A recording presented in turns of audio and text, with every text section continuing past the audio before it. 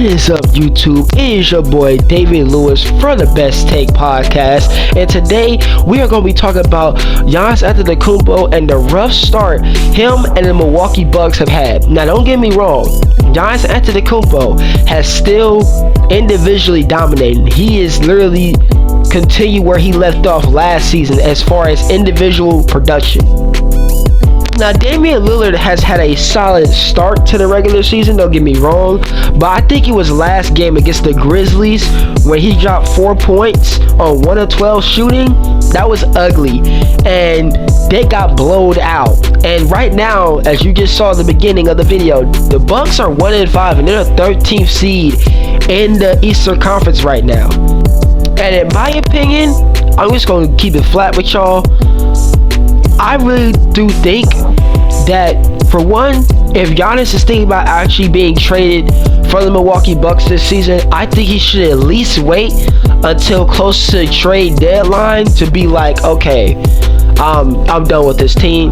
Because for one, we're only 6 games into the new season, so it's still kind of early. That's number one. Number two, another thing that I think needs to happen is that they just need to get rid of Doc Rivers. I am not the biggest Doc Rivers fan. I'm sorry. Some of y'all gonna hate me for that, but I'm just gonna be honest with y'all.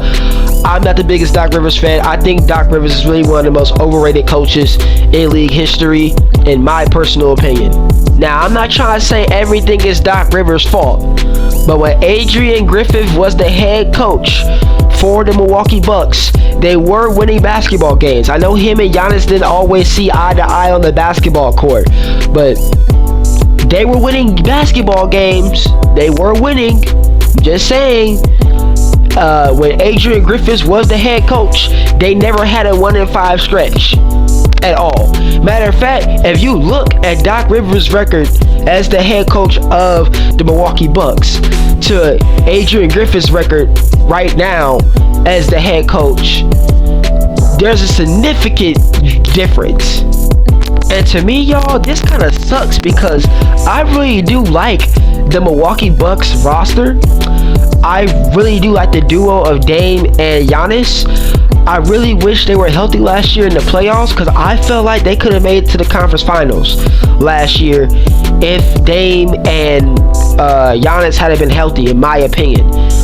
But, I mean, if it gets to the point where they're getting blown out and Giannis is literally putting up 30 and 12 a game, like the man dropped 37 and they still lost. Like, imagine putting up 37, 30, 35, almost 40 points a game, but your team's not winning. Your team is barely staying afloat. Actually, not even staying afloat. Your team is basically dead last in your respective conference.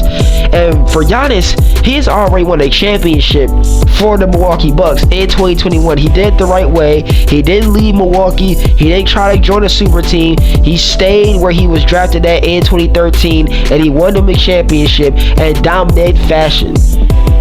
But at the same time, if the organization moves, with the organization trading Drew Holiday just to bring Dame here, them losing key pieces, Chris Middleton being injured all the time, even Dame being injured, and then Giannis being injured the last 2 playoff series, I mean, it's just been a tough situation, you know what I'm saying, to see.